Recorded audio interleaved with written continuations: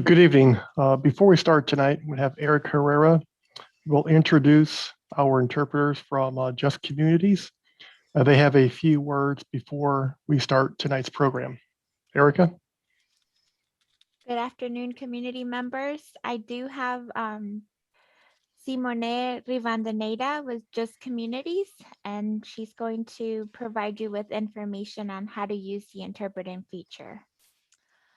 This is a bilingual message and will be repeated in English. Hola, mi nombre es Simone Rivadeneira. Este es un mensaje bilingüe que será repetido en inglés. Soy miembro de la Red de Justicia Lingüística de Comunidades Justas. Voy a proveer interpretación para la reunión de hoy día entre inglés y español. Un ambiente bilingüe virtual exitoso depende de todos y todas, no solamente de la intérprete. Pueden ayudar teniendo en cuenta algunos puntos. Hablen claramente para asegurar que les podemos escuchar. Hablen a un ritmo moderado. Tengan cuidado de no hablar demasiado rápido, especialmente si están leyendo. Solamente debe hablar una persona a la vez. Hablen en el idioma en el que se sientan más cómodos y cómodas. Pedimos que las personas bilingües no cambien de un idioma a otro debido a las limitaciones de la tecnología con la que estamos trabajando. En un momento, la anfitriona activará la función de interpretación en la parte inferior derecha de su pantalla. Podrá seleccionar el idioma en el que desea escuchar la presentación en inglés o español. Esto le permitirá escuchar cuando los oradores hablen en ambos idiomas, pero en el idioma de su preferencia. Si estás en un teléfono o en una tableta, necesitas encontrar el menú de 3 puntos y seleccionar interpretación de idiomas. Hi, my name is Simone Rivadeneira. I am representing the Just Communities Language Justice Network. I will be providing interpretation between English and Spanish for today's presentation. A successful virtual bilingual environment depends on all of us, not just the interpreter. You can help by keeping a few things in mind. Speak clearly to ensure we can hear you. Speak at a moderate pace. Please be careful not to speak too fast, especially if you are reading. Only one person should speak at a time. Speak in whichever language you feel most comfortable. We ask that bilingual folks do not switch from one to another in the middle of a sentence due to the limitations of the technology we're working with. In a moment, the host will turn on the interpretation feature, and at the bottom right corner of your screen, you'll be able to select the language you want to hear the presentation in, English or Spanish. This will allow you to hear when speakers of both languages talk, but in your language of preference. If you are on a phone or a tablet, you need to find the three-dot menu and select language interpretation. Thank you.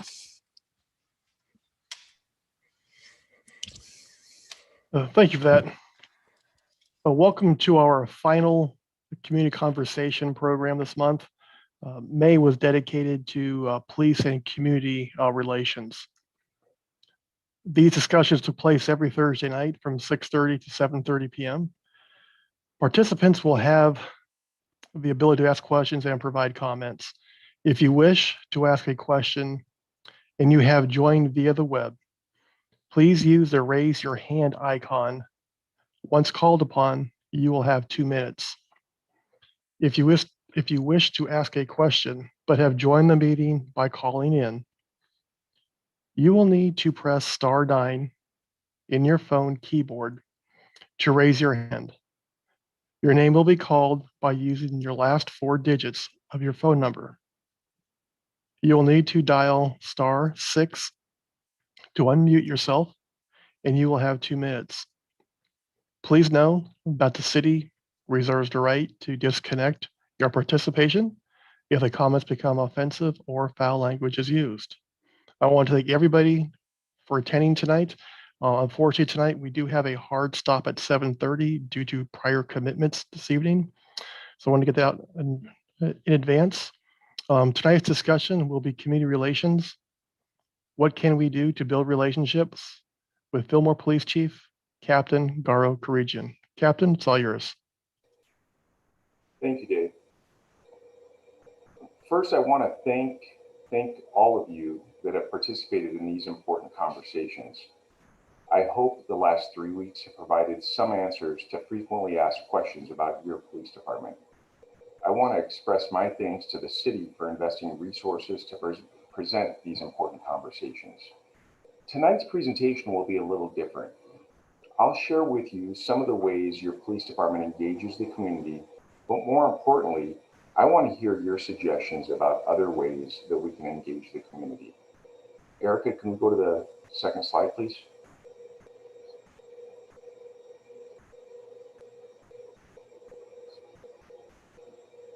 Thank you. Our station has a small but active group of residents who work as volunteers in policing. They make up our Fillmore Citizen Patrol. In addition to helping our patrol deputies with traffic control at accident scenes or vacation house checks, they're additional eyes and ears within our community. They provide a lot of support to our community-based organizations that we participate in by donating their time and their fundraising abilities. This is a great group of women and men who I'm extremely grateful to be associated with our station. One of the other things that we do at our station is we participate in a bike rodeo. This is one of the things that the Citizens Patrol spearheads. We just had a bike rodeo this last Saturday, and I'm very happy with the outcome. This is one of the first events that we've been able to put on post-COVID pandemic. We were able to put on a rodeo at the park where we were able to set up a safety course, pass out bike helmets, and generally just have a great fun day for the kids in our community.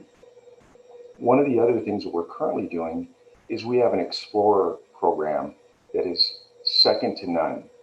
This program offers a great opportunity for kids aged 14 to 20 years old to participate in different aspects of what a career in law enforcement looks like. In addition to learning about the career in law enforcement, these kids get an opportunity to compete in drills, both in state and out of state. It's just, in addition to the drills and the things they learn, it builds lasting relationships between the kids and our police department. Last year, we were unable to do this, but the year prior, we had a Citizens Academy.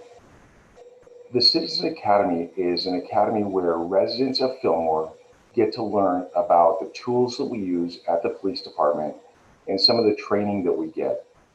In 2019, we put on a very successful Spanish-speaking academy that received rave reviews from those that participated.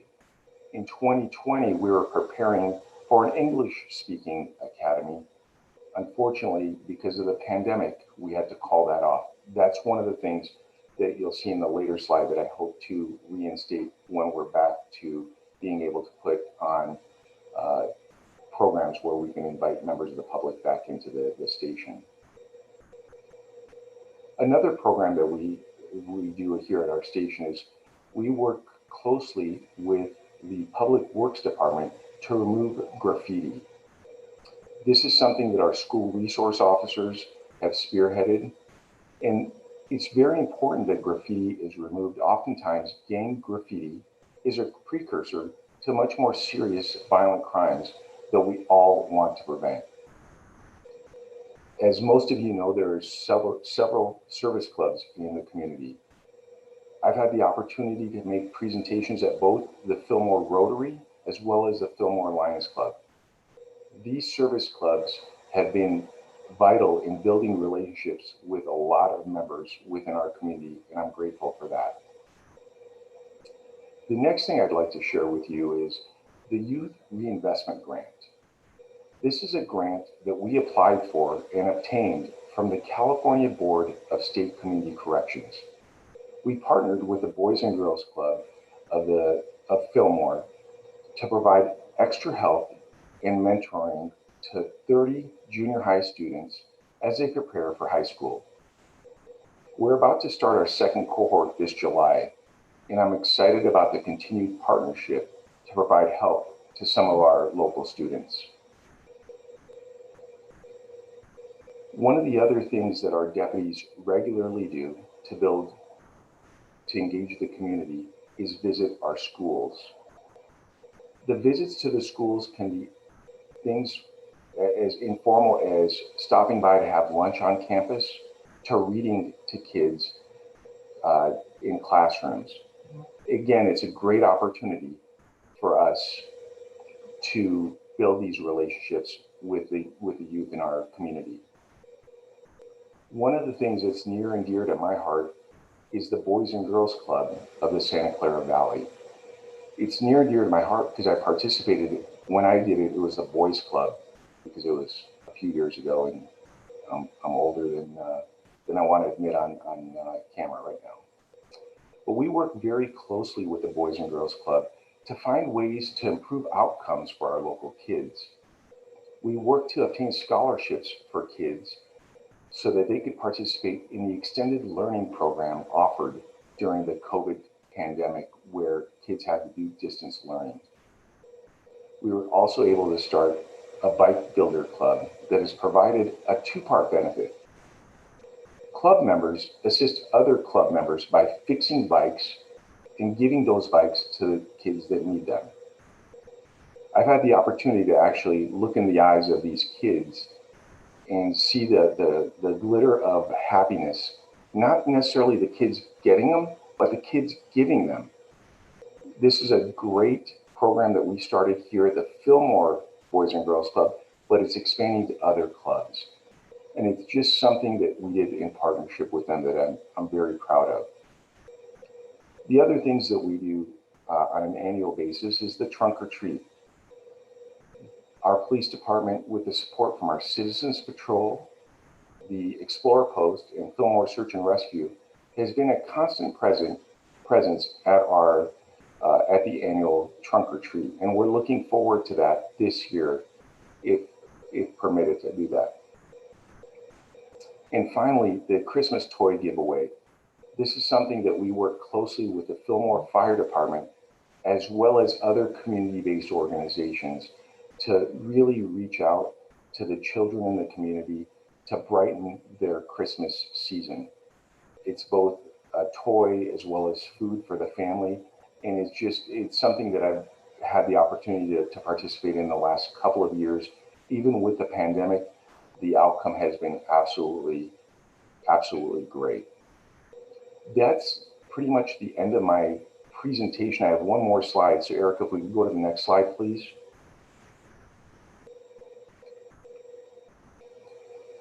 So I want to discuss with you some of the things that I see going forward.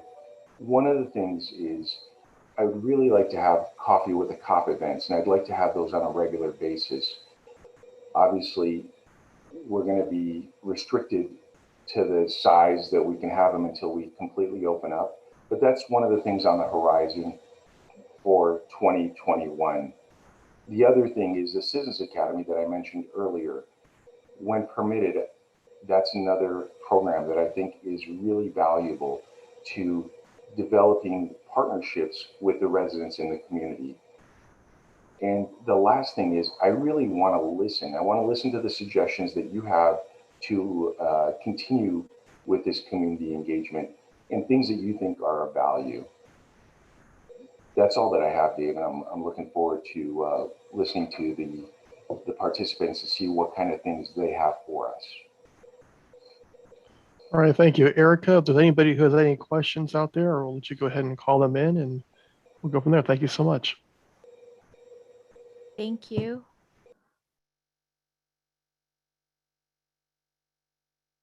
Anyone would like to participate? I don't see any requests. Okay. Luana, I have unmuted you. Okay. Hello, Police Chief. Can you hear me okay? I can, thank you. All right. I'm sorry if there's noise in the background, my kids again. So my ideas that I have, as I've said before, I'm a middle school teacher. And one thing I do notice is that I do feel like the middle school kind of gets left out when it comes to the engagement. I've been on campus for 6 or 7 years now. And we do have the SRO, that the students know, but I would like to see, and I know that people, they tend to get a little shy when it comes to the middle school, that, you step on campus, it's not always very welcoming. You're not going to win them over like the little ones right away. It takes time, it takes effort, it takes them really seeing that people care. And so I would really like to throw it out there to really encourage more participation with our middle school, because I definitely have seen that lacking. And like I said, I'm on campus all day, every day. And my second idea is I would love to see kind of how you were saying that. I think it would probably be similar to the Coffee with a Cop, but a forum for our police officers and our youth, especially our teens, high school and middle school aged young people, to have a community conversation with them, you know, a sit down, hey, let's talk, let us know what do you feel, and to make it a very safe space for them, you know, to not gaslight them, to not tell them, oh, well, actually we're doing this, to actually listen to their concerns, to how they're feeling. And even if you don't feel that's happening, to really be like, okay, well, what can we do about this? Because that's not our intention. And I think that our youth just, I really crave to be listened to. And not that this is just a problem, like everywhere, you know, they don't feel like they're listened to anywhere, because it's a strange age. But, and then also maybe putting out a form to the community, because I know that maybe this meeting isn't super accessible to people, and saying, you know, what would you like to see from our, in order to build more community, and maybe one geared for the students that is sent to the high school and middle school, and really get some input straight from the community members. Thank you very much. Thank you. Thank you for your comments, and something that I'll follow up on with our school resource officers to see if we can come up with some ideas for that engagement. Thank you for your comments and questions. Thank you. Okay, anyone else would like to participate?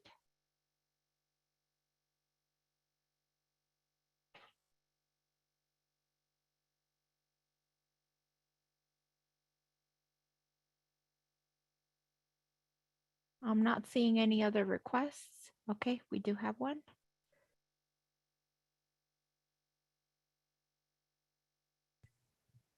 Okay, Janice? Hi, can you hear me? Yes. Okay. I haven't been able to come by and see the Chief Couragian yet, so I'm not going to get into the details of my issue, but I think that when doing your jobs, it's very important that you don't just listen to one person, that you speak to all parties involved, and that if you don't speak to people, they feel that you aren't respecting them. And frankly, that's the way I'm feeling right now. So I think that in doing your jobs, it's so important that you need to talk to people, as many as possible, before you do something that has a big impact on somebody. And that way you build good community relationships, because right now mine is feeling rather broken. So that's my main point. Thank you, Janice. And the invitation is open. When you have the opportunity, I'd be happy to sit down and talk with you. Thank you. Okay. Joey, I've unmuted you. Thanks, Erica. Can you hear me? Yes. Cool. Yeah. Thanks for doing this all month. It's been enlightening, and I guess I have a few comments. One is just kind of being in charge of a community-based organization. One thing that I see a lot of is, a nonprofit like the one I'm involved in, it does a lot of work to build trust within the community. And I think what I've seen occasionally is an expectation from sheriffs or PDs in the area that they can sort of like jump on or into some of the events that we're hosting, whether, maybe it's a bike rodeo somewhere else, but or a bike ride or something like that. And kind of without really realizing that, that can sort of affect the trust that an organization is done to build with a certain group, with people they're working with. Does that make sense? And I think for sheriffs, for you, like, think of these community-based organizations not as like a tool to get access to the community so much as something that they're already doing really great work, and you can do things to support them. And that's a way to sort of build credibility with them and vis-a-vis, through them, the community. So I think going to community groups and not sort of coming in with the idea that, okay, we're an awesome thing to kind of add on to anything you're already doing. Let us in, let us be a part of it, but more like, okay, well, what do you need from us? How can we support you as a community-based organization doing great work in the community? And I think that goes a long way, because again, like, nonprofits build a lot of trust. It takes a while, and and it's hard for us to say no, of course, but that's kind of where it's coming from when we kind of say, hey, maybe this isn't the right place for you, but there's other ways that you can support. But what that usually leads to is someone saying, like a sheriff or a police officer being like, okay, well, you don't want us involved or something like that. So that's one thing I think, as far as like community engagement, like, ask what an existing organization, what their needs might be, how you can support what they're doing. And be ready to hear something that might be not sort of conventional police work or participation. Yeah. Thank you. That's I didn't look at it that way, but I will take that into consideration. Thank you very much for that comment, Joe. Okay, any other comments?